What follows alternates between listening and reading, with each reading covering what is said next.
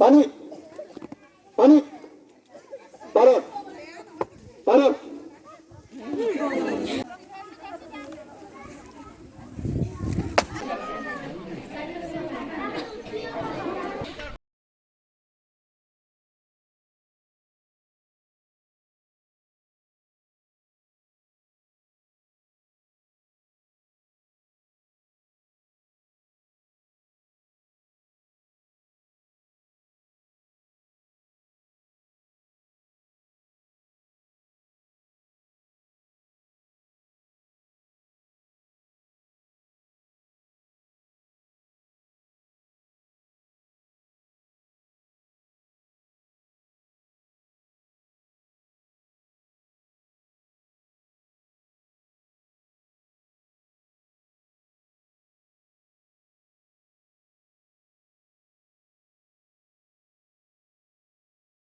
ধন্যবাদ জনাইছোঁ।